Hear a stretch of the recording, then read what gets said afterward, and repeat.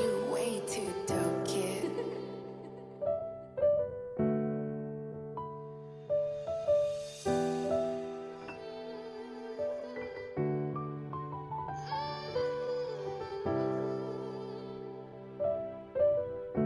I been living around this morning through rain. Hidden pain, hidden tears. Had to keep them locked away. I done shed so many tears. Heal my heart, save my soul. I bury my heart anew. Devil working on my soul, but I'm so blessed. Leave it up to God, so right now I just worry less. Yeah. Heal my heart, save my soul.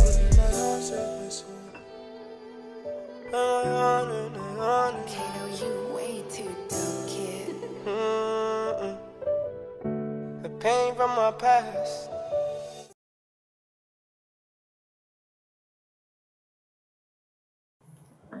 So where you from? Yep, so my name is Joseph Andrew, and I am from Buffalo, Wyoming, where I mainly grew up, but I was born in the Bronx. But my parents met at a Jehovah's Witness convention, and we moved to the middle of nowhere. So it was only like DOS and stuff like that for us, and a bunch of nerds. Worked on Apple and Windows. Yeah, so I had my real dad still go fly and see him every summer. He was involved a lot, sent us presents, we talked to him a lot on the phone, and he stayed in New York, worked the whole job his whole life. So strong work ethic there that I learned from.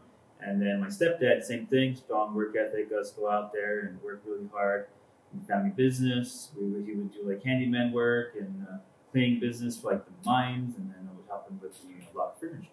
So worked pretty much all the time, very hard labor. I know I don't always look at, I don't got any calluses or anything like that, but I try to avoid it at all costs. I'm pretty boy type. But I worked very hard. That kind of thing. Tell me about your mom, growing up with your mom. My mom, yeah, she's still around. Still live with my stepdad. Now they're in Michigan from where I grew up in.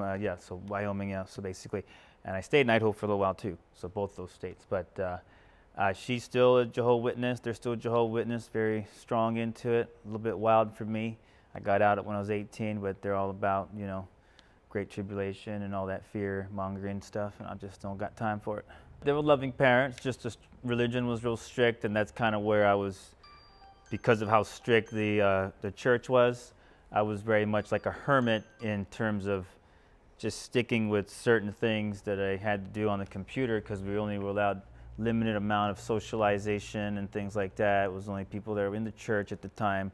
When you're a Jehovah's Witness, you're supposed to kind of associate and mingle with kids from the church, and that was kind of a limited group.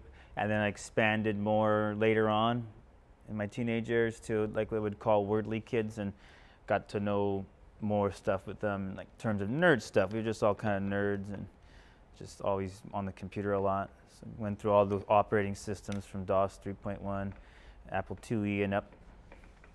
So did you have a lot of friends growing up?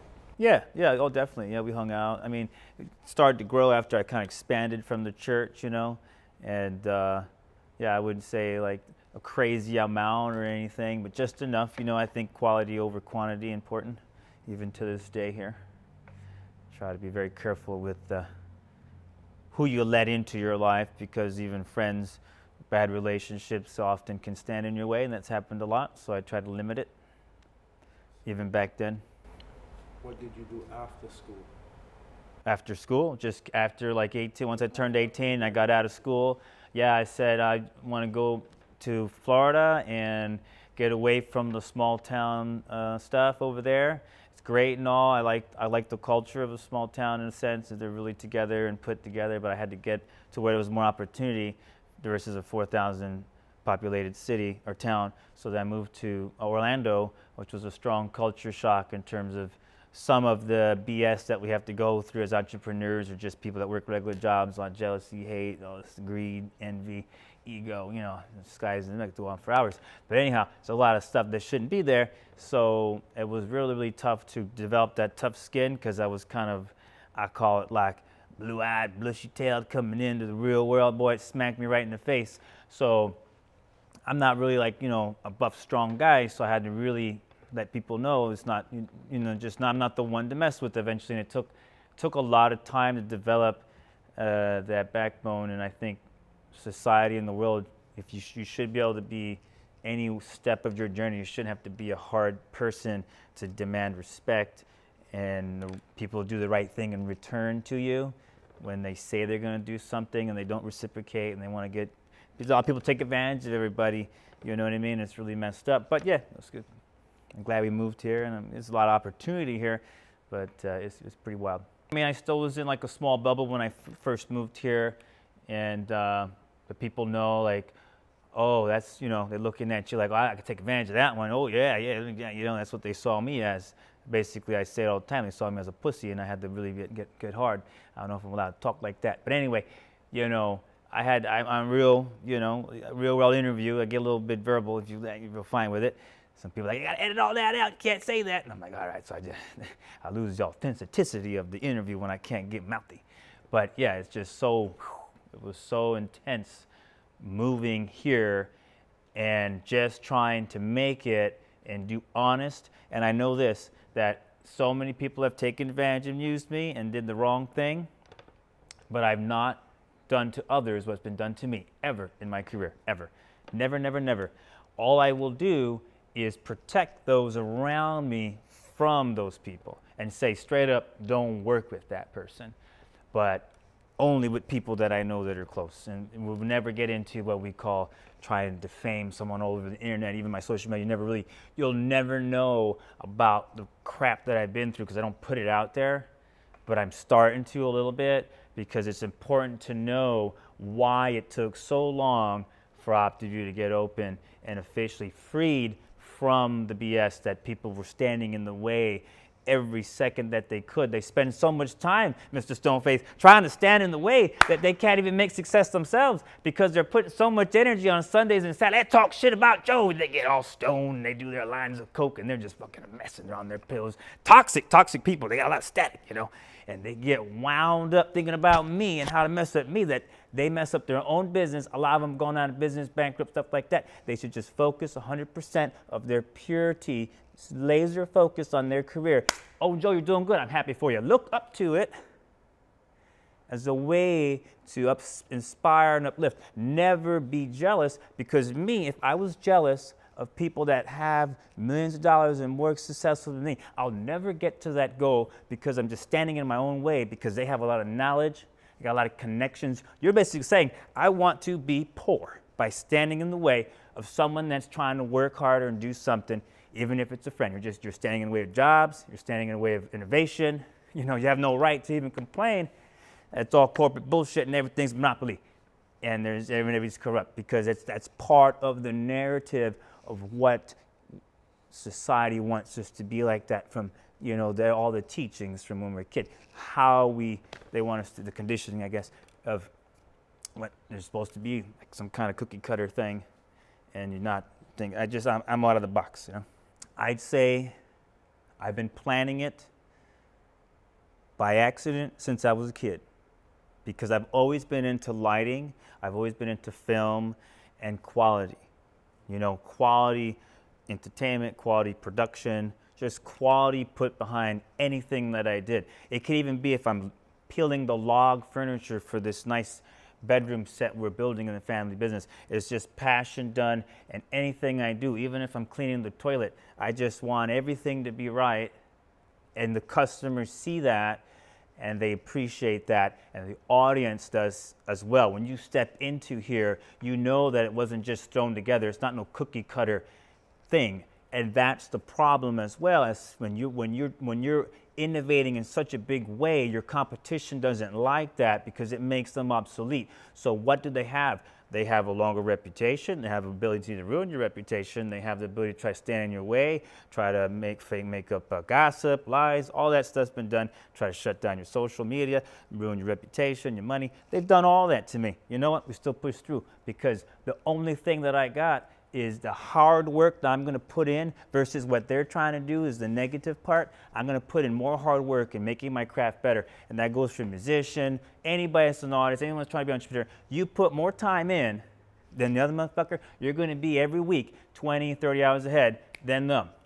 Okay? That's number one. So that's going to manifest into something. It's just going to happen.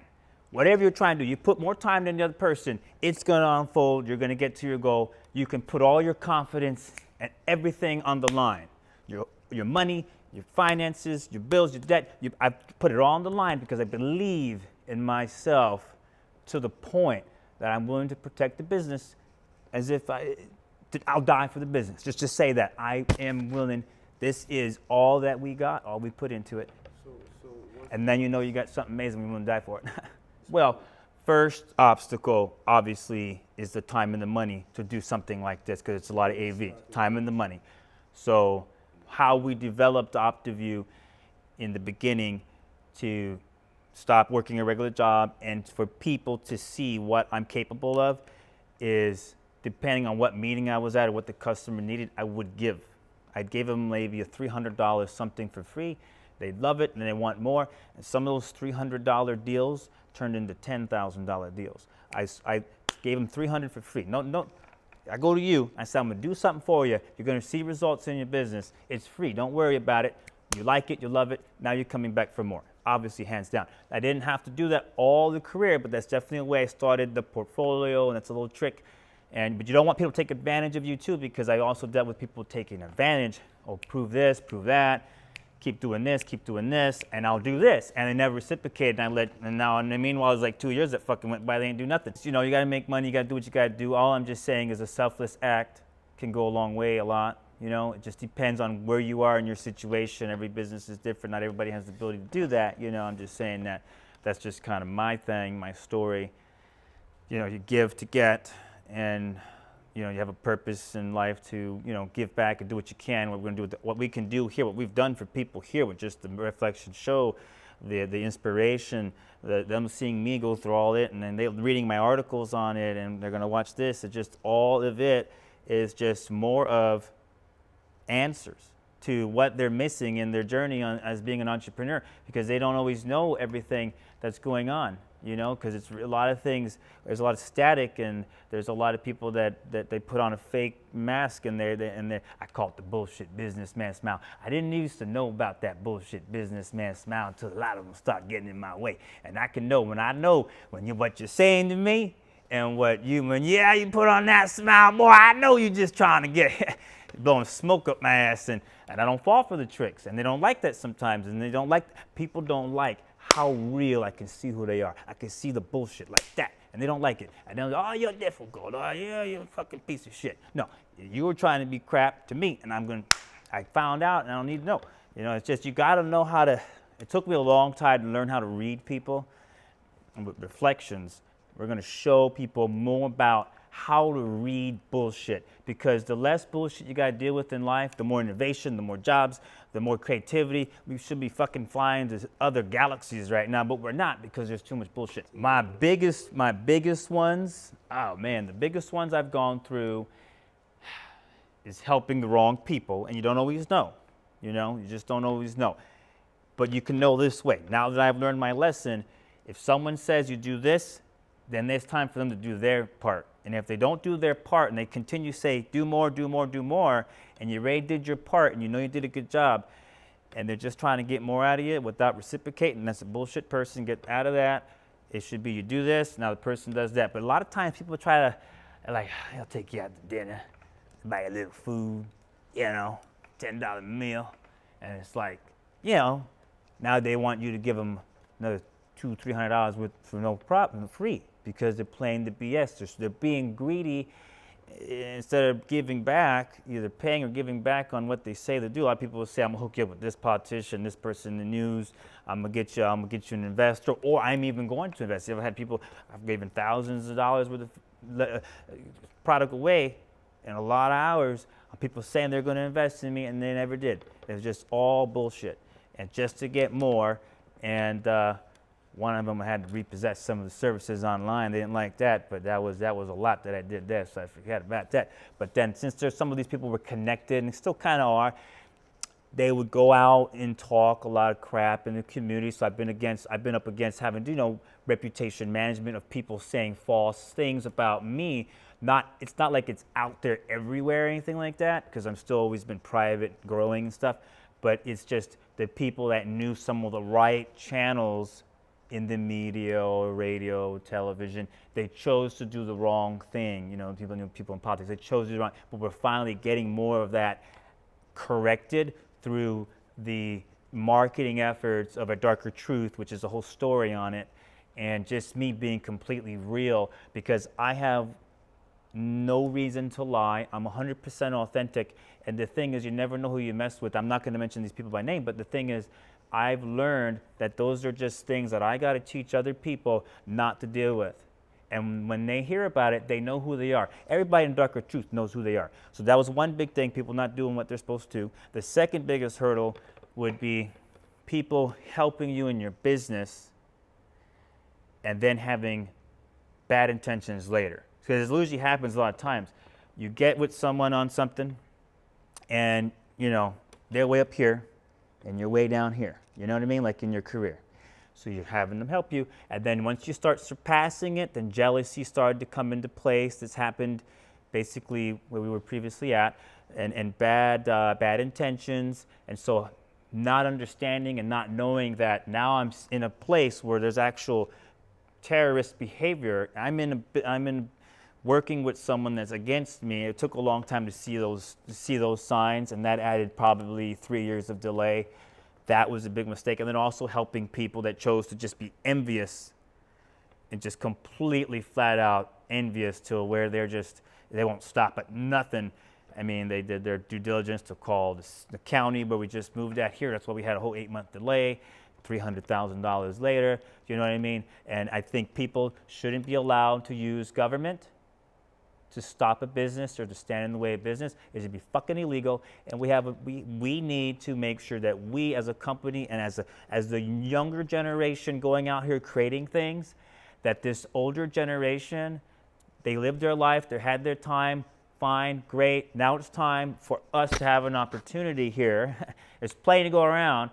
And they shouldn't stand in the way. They should be passing the torch. They should be an example in government to pass the fucking torch. And the problem with us, we were closed for 8 months because we didn't have a chance for people to get to know us for who we really are. They listen to the bullshit. And I think that people that work in politics, all that, they shouldn't be biased. They should get to know the business. Come and get to know the business. Don't just shut down the business. Come and get to know the business and how it and what it's trying to do. And that's why I came up with the articles, and that's why I started sending the biggest change in what was going on locally here in our new location with the local government was to show them how it's just not about me being affected by the bullshit. It's all the people that have been a part of my project, all that will come after, and all that are waiting to become more part of it to help their careers. It's selfish, and it should be illegal, and it's rude, and it's downright disgraceful to stand in the way of a career opportunity, career-driven company that's growing, that's trying to help so many people and has helped so many people. And that's why the karma comes back to bite them in the ass. I always believe in it to happen. I'll go to bed not losing any sleep anymore. I used to lose a ton of sleep because I know when people are full of shit, it's going to come back to get them. And I don't think I do much anymore. Just since COVID-19, you're going to be a piece of shit person. You're going to be a bad business person. Nobody wants to work for you. You're not going to get anywhere. And that's what's going on now. You just can't be successful in business usually if you are a trash person because people aren't going to work for you. And it just kind of gets them. We've been helped a lot by the banks and just me working my ass off, basically out there. Because obviously for banks to get you to do anything, you got to start making revenue and income and credit and all that. So I worked very, very hard. Nothing was thrown in my lap. And, it's 12 years of relentless persistence, and it was gone. In July of last year, it was ripped from me. And that was really dark. For me to be a person that inspires hundreds of people at my old location, for me to be someone that has inspired so many people to now have a dark tunnel with no light in it was the hardest thing I ever went through. Okay, and I had to get through that. It was tough. So I first started the whole thing in 3D renderings. It was a vision in the mind and started out in 3D renderings. And then I took it into a small one-car garage. And then from there, I started doing it in warehouses. from the house and then the warehouses. So first one-car garage, and then a full upstairs in the house, and then a different house, and then I took it into like a steel building. It was just no air conditioning. I mean, I'll tell you, I've worked in the heat, August, September heat for this project. You know, when you blood, sweat, and tears and put everything on the line, your life, everything, your livelihood, and it's your income, and it's your life. This is our livelihood, and they took it from me many times at the old spot, at the old location, and they took it from me over here for 8 months. A lot of damage. It was a lot of damage. It was real hard. But the thing is, when you do that to people, they don't always have the strength that I have to get through it. It could ruin the majority of companies that have gotten this far in 12 years. It could ruin a $300,000 surprise cost will ruin most businesses that weren't planning for it. You understand that? I had to go out and make the money and get loans and all this shit to get through it. You understand? And at the last location, it was just a lot of toxic energy going on between the guy's family. I think overall he had some bad intentions. He got involved in the competition and entertainment. And then there was that jealousy between him and his buddies. Let's just try to bankrupt him, and it's all set up, and we'll have it here, and we'll get him out of the picture. You know, it was kind of that greed mentality. But here's the thing. If the company was taken from me tomorrow, it's a disservice to me, the employees, and the audience to take this from me, because no one's going to care as much. They're not going to be as passionate. They're not going to put in as many hours. And there's nobody in tech that's going to support someone that just understands money and they understand everything that goes on here, because it's so easy to create technical problems. Every company that's liked an idea that was very technical and they just had money and they don't understand, from cleaning the toilets to digging ditches to running wire, and they don't understand all in between, they always usually fail at it, or it's a cookie cutter idea and doesn't get as far. It's a disservice to the taxes, it's a disservice to the future hiring, it's a disservice to the community. The people will, to take it out of the hands of the original creator, anything that you do. It's just like trying to say, oh yeah, okay, you can be, all right, we'll create a new singer, you know, and someone that's famous, say Madonna, try someone, or famous DJ. I remember Buren or Tiesto. You just say, I'm going to replace that person with someone. You just can't. Some of these people are who they are, and they grew up doing it like I grew up. This was my thing in tech once I was a kid. You can't take something from someone when they're a kid and just doing it the whole time. But the problem is, we've had problems in the past with some people that are in entertainment. I call them archaic relics. They don't understand the newer stuff. Well, we kind of have some people that, like, they tried to do a show and didn't work out, you know, or some people just think you just throw lights on stage and have a girl dance and that's great and all, you know, because the audience knows that they're being bamboozled. You know what I mean? So they'll go there once, go there twice, and that's it. Or you might have something like where they're on the tourist area and they continue getting traffic because they're just getting in a tourist trap and there's not any substance. So it's so important to have a lot of quality behind the productions that I do. I just can't accept any less. And that is what I deliver to the customer in my products and services over the years. And that's what has made me more successful and stand out, is because I'm all about making sure that I'm happy with it too. If I'm not happy with it, then why should they be happy with it? But some people have low standards. It just depends on your standards, as whatever you're doing. You know, like, I'm all about state-of-the-art interfaces and software. I don't want to beat around the bush. I mean, a lot of places want to think that they're going to make, festival money, and they're using, DJ lights, or they're using inexpensive crap. You're just not. You want to make that kind of money, you got to spend that kind of money to get there. But when you attain a vision that is so high-end like this, everybody starts to see dollar signs around you. Even those that could help you, they're just seeing, let's just wait it out, let him fail, and we go right in. That'd be great. You know what I mean? But I ain't never going to let that over my dead body. I've always made a promise to myself. I'll get a big 40-yard dumpster right out there, put all this shit in the fucking dumpster, light it on fire, take what I can take with me, and no one gets fucking shit. I'll never sit back and watch my dream be in the hands of another. It ain't going to happen on my watch. And I've told that to a lot of people. I'll throw it in the fucking trash.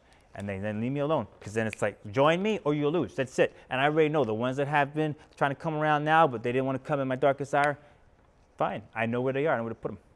They don't deserve the candy at the end. Of course, you could try your best. It's very hard. I mean, I wanted to create something that had a lot of original pieces and uniqueness to it. That was another thing that I always had a problem with, is people, like, they come in, they're acting like they're trying to be friendly, they're acting like they're trying to get to know you, but they're really just trying to figure out how you do and what you do and what you do. And every one of them, I see right through it, and I don't work with it. I don't care what money they got to offer me. If they're not offering me millions where I can just innovate, you know, I'm 10 years ahead on what I'm trying to do here even. I'm not even through giving it out. I can't even get it all out yet because I've been dealing with too much red tape. Now, if the society and people would allow entrepreneurs to get out everything in full in the system, and people, like, not falling for bullshit and listening and getting to know person for who they are, instead of listening to, I heard this, I heard that, I heard that, I heard, and now meanwhile it's like they heard it from 50 people now. It's a whole different story. They don't know. You know, they don't know the truth, and you're an asshole if you don't want to learn the truth. You're just missing out. You're missing out on really amazing experiences and things like that if you don't get to know, or opportunity in life, you don't really get to know the person for who they are, and that's anybody, you know. But yeah, so it's just wild times. Well, just to continue innovating. I'll never stop. I will stop innovating when I'm dead. I love doing what I do. That's why I can work, you know, every day, all day, put a lot of time in. It's when you love what you're doing, no one has the right to take it from you and make you do something that you don't want to do, because I honestly rather be dead than to not work on my project. There was times I said to many people, listen, my project, if it's taken from me, I'll throw it all in the trash, I'll do a big manifesto, and I'll just shoot myself right up front with the statue up there and let everybody, and they'll all know what happened. I said, yeah, let it out there. You see, the problem is people shouldn't allow you to have that mindset through standing in your way or using higher government to do it. It's not right, because then that's why you have all the shootings and stuff out there. There's a lot of people that aren't as strong as me to just want to end themselves and be done with it. There's people that are going to go out there and fuck up a whole bunch of people. And so when you stand in someone's way or you listen to bullshit that ain't true, whether you're a politician, government, whatever, you have the power. You have the power to financially impact someone and get rid of their livelihood. That's fucked up. And all you're doing is you can create a menace. So the people that do these things, they are the problem with why you see the chaos out there. I even told the sheriff that too, you know. That's the truth. The tunnel gets dark. You have nowhere to go. You're in a corner. What are you going to do? I like food and shelter just like any one of us, right? We all want it. We all need it. You start standing in someone's way to where they don't even understand or know what's going to happen next, and they got a business. It's the worst thing in the world you could do for someone. That's just when they've worked so hard, dedicated their whole life. I'll never get those years back, the sacrifice that I did. And if people want to, they deserve all the karma that they get when you stand in the way of someone that's put everything on the line to that level. I haven't had a vacation in 12 years. I don't get any fancy dinners. I don't go out there to the fancy restaurants. You know, I'm not spending that kind of money. I don't go and buy nice shoes. I'm humble. I'm just focused, so heavy, versus the nice clothes and the shoes and all that here and there, the shirt here, and if it's on sale. But I don't try to. Most of the time when I'm working, I'm bumming it out. You know, I don't try to like do that kind of high on the hog type thing, and we're sacrificing heavy for the last 12 years. And you don't, if you're not doing the same, a lot of people that have stood in my way are just kind of like, they're out there partying, doing their lines of coke, they're drinking, they're doing their pills, they're eating their fast food, and they're completely toxic. They're drinking their coffee, and they're taking their pain pills. All that stuff happening all at once. That's the most toxic people you could imagine, and that was some of the stuff I was dealing with in my travels to this new location. You know, we had to get away from people that just are so goddamn greedy, the universe ain't ever going to give it to them. And I guess I know that, like, when you're doing something that people are getting envious and jealous of, you're on the right path. A hater, that's your biggest fan, you know? But it sucks that we have them because they have no right. They don't know the story. No one knows the story of how someone got where they are. And you should never be jealous of it. You know what I mean? Whether it was put in their lap And usually I can tell when something's thrown in someone's lap because they're usually just party animals. They don't really give a shit about work. They're not trying to innovate. It was just something generational handed to them. You can tell the difference. With me, when you come in, I'm usually dressed like shit. I might smell because I've been working so hard. Some days I don't even shower because I'm just working so hard. You know what I mean? I don't got no time. You get it? I'm that dedicated.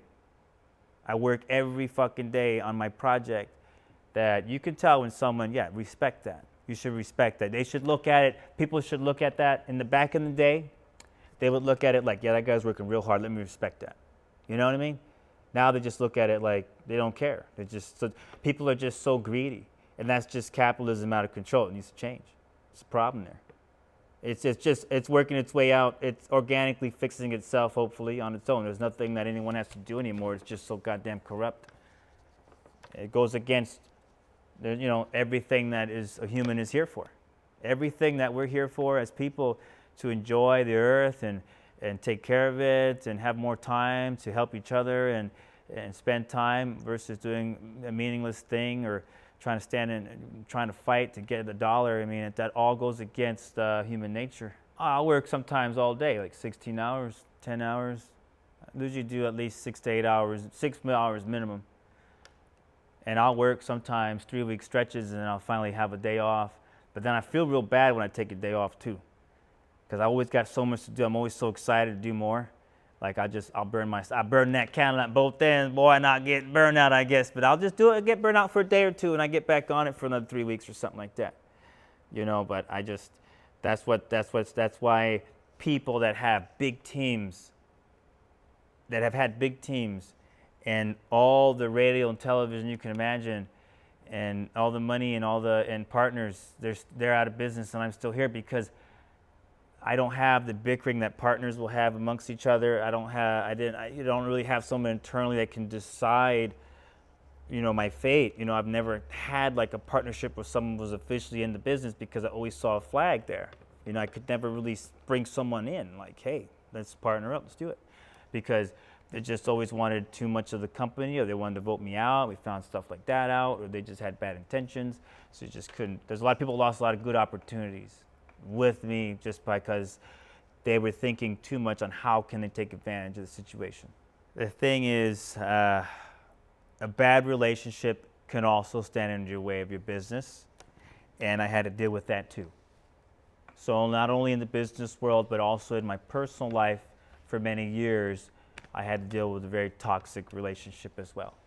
Someone that just came from a totally different upbringing where the parents hit each other, and she started dating guys that beat her up too, and they're just doing drugs, and there was some drug abuse there in the relationship that I didn't know about, and it was really tough. It was one of those things where I went to the park, and I was ready at one point back then to blow my brains out then too, because of how stuck I was in a relationship that was filled with blackmail and just. It was crazy. It was a wild relationship. But it got a little bit better here and there, but it was tough. I've been through a lot as an artist, as someone in relationship. It's been crazy. It's been a tough journey. I just don't wish it on nobody to have to go to the point where, life is just so tough when you're trying to create something so amazing, and you just, because you don't really, that's the problem though with, I don't necessarily blame her anymore because there was doctors that put her on stuff and bad association and just, big pharma out of control, create a lot of drama. Big pharma out of control and the greed create a lot of problems with society today, and they have all the blame and they should fix it. But it's not always being fixed right now. So there's a lot of mental health issues because of people being forced to do things that haven't really been fully tested, or it's all about addiction. You don't know how someone's going to react. Just a lot of people that did the wrong thing by the girl, and just came to people that were doing the chiropractic work or prescribing the medicine, and then just bad association. Also got to have good association, have bad association, you're not going to make it. I had to get rid of a lot of friends. I had to get rid of family too. A lot of family I won't talk to or deal with. So you just got to get down to that level sometimes. You try and do something, You gotta get rid of all the noise, man, and that's all right. I even say, like, you know, there's no way that you can do a business when you're bickering every day. And it was like a bicker every day with past business relationships or just can't do that. And somehow it's still here. I don't know. I look back at it. I don't even know how. It's just I fought really hard, man. I had to create respect and fear in people to not do it no more. Let's just say that. I had to take it in my old hands as if it was a mafioso movie. Okay? That's all I'm going to say. And I had to put on, and I had to become an actor that became crazy. They had to act crazy, like the Joker. I had even got the Joker. When you leave the building, it has the Joker. I was pushed to the edge that I noticed that people stopped messing around when I'd say, "Who's going to fuck with me today?" Because it was shared space at my old location. And I actually decided to start writing. When they'd mess with me, I started writing. I started creating these amazing stories and things I'm going to use in cinema for reflections and things I'd talk about. You know, but basically a bully keep bothering you. When he knows it bothers you, he's going to keep going, right? It's just the way it goes. But when I started coming out there and like, yeah, I had that fucking crazy. I mean, I didn't even change my voice. I do all the crazy thing. You thought anyone saying anything of a fucking nut job, and that was the point. That was the point. I had to become an actor and be a fake nut job. As a matter of fact, when we do the movie, there's no reason why I gotta hire anyone to do my part. I just do it myself. You understand? Ain't no, hey, listen. But I know who I'm gonna pick from one of the actors. It's gonna be a short, pudgy guy with a big afro head. He's got some big hair. You know, Indian guy. He's real bad, real bad. So I wanted him to know who his actor is. You know, I gotta make him look. You know, guy has short, pudgy, kind of wild looking dude, man. Crazy.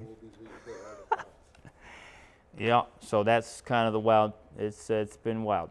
Well, if you're trying to do something, it's better with two minds. So you want to find someone that's passionate about what you're doing. I would personally not accept a relationship if someone was against what I'm doing. That's straight up right there. Okay? And then the second thing, what's helped me stay passionate through all that I've been through, probably the number one things that have helped me get through it all is knowing that the OptiView environment and everything I do with lighting and music is like an addiction for you, the audience. It's healing. You feel renewed. You have more purpose. You learn from it. Just like this interview. I mean, it's crazy. People need this, and they have a lot of programs like church and Boys and Girls Club. This is a whole different thing here. This is real world, unfiltered, the way it should be. You understand? I have no interest in trying to sugarcoat anything. I'm real. And that's what people sometimes will like or don't like. But that is the way life is real. And so anyways, the addiction of the environment and how it feels and the immersion is my drug, being in it myself.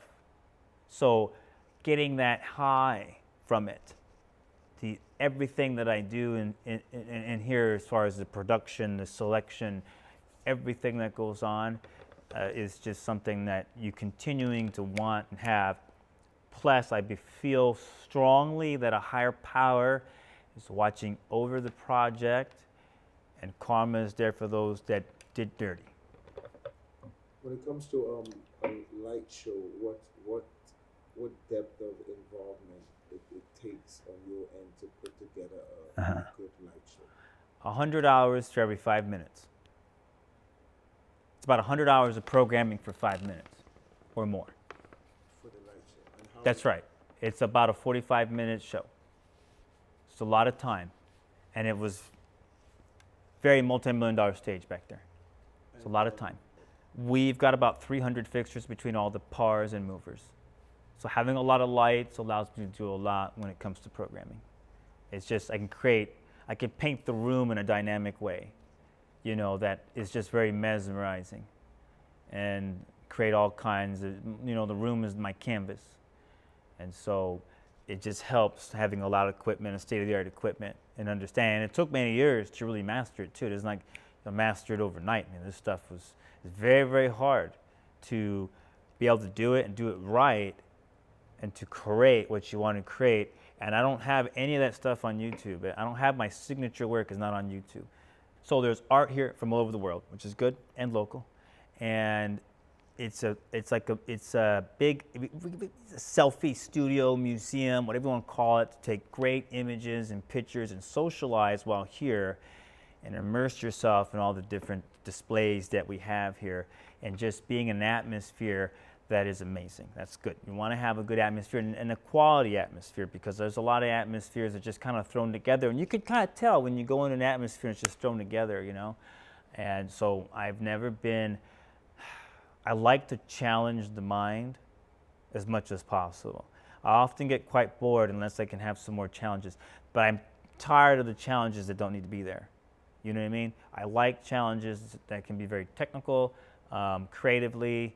You know, I'm all about that, but I don't like the challenges in business. And I am so fed up with it that it's become my new life's mission to make sure that the OptiView program here helps gets rid of a lot of the problems that I've had to face, or puts awareness on it in some way. Well, Reflection Shows is a motivational, inspirational light show where you go through amazing programming with lighting, and then I also do some speeches.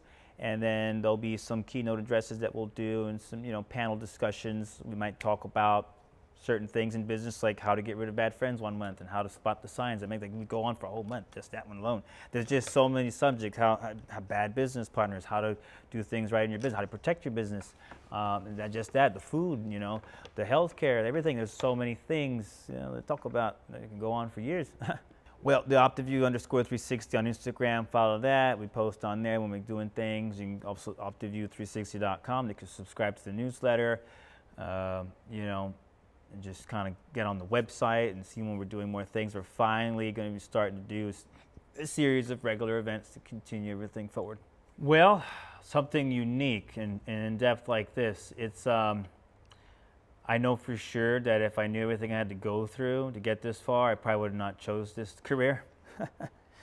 I'm glad I did anyway, but it was really hard. It took a lot out of me, and it's sad to say that, you know, that's how hard it's been.